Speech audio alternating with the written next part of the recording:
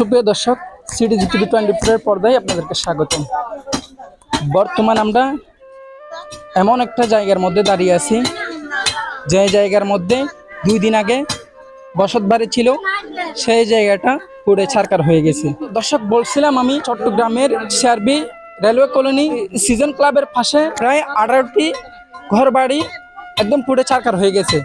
তারা এখন কোথায় থাকতেছে, কিভাবে তাদের জীবনযাপন করতেছে আমরা কিন্তু জানি না। অনেকে আমরা আরামায়েশের মধ্যে বাসস্থানের মধ্যে বাস করতেছি, কিন্তু তারা কিভাবে এই ঘর বাড়ি পুড়ে যাওয়ার পরে, শুধু ঘর বাড়ি নয়, আমার মনে হয় তাদের টাকা ধন সম্পদ যতগুলো আছে সব কিছু এই ঘর পোড়ার সাথে সাথে সব কিছু পুড়ে ছারখার হয়ে গেছে।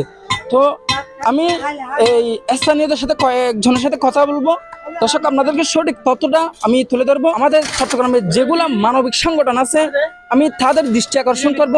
বিশেষ করে আমাদের সম্প্রতির বন্ধন ফাউন্ডেশন, আমাদের যে যতগুলো সংগঠন আছে মানবিক, সবাই এই ভিডিওটা শেয়ার করবেন। এবং আপনারা নিজ দায়িত্বে আপনারা বিভিন্ন মানবিক কাজ করেন, কিন্তু আপনারা ওদের পাশে একটু দাঁড়াইলে ওরা অন্তত একটু ওদের মনে একটু আশ্বাস পাবে, ওরা কিছু একটা করতে পারবে, এরকম কিছু নিয়ে আসবেন।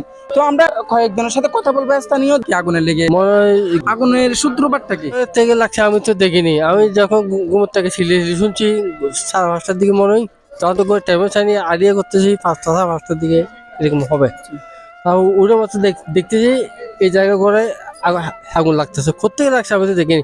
এই জায়গা থেকে ওই জায়গা চলে গেছে। তারপর আমি শুধু একটা শার্ট, একটা ফ্যান, একটা লুঙ্গি নিয়ে জিনিস সাথে কিছু বাইরে করতে পারিনি। দুধ বাইরে চলে গেছে। ঘরের মধ্যে কি কি ছিল? আমার ঘরে ছিল হাত, পানি, সব ছিল। টাকা পয়সা না, টাকা পয়সা ছিল মাত্র 2,000 টাকা ছিল আমার। এমনকি এখানে এরকম আছে কেউ মানে টাকা পয়সা সব পুড়ে গেছে এরকম আছে? এরকম আছে না? আছে। আপনাদের এখন এই মুহূর্তে কি প্রয়োজন, কি জিনিসটা প্রয়োজন? আমাদের এই মতো ঘরের কিছু দূর কেউ তো দান করে টইন, হ্যাঁ, বাস মাছ কিছু দিলে চলে জনগণ একটু থাকতে পারবে, এটাই। CTG TV 24।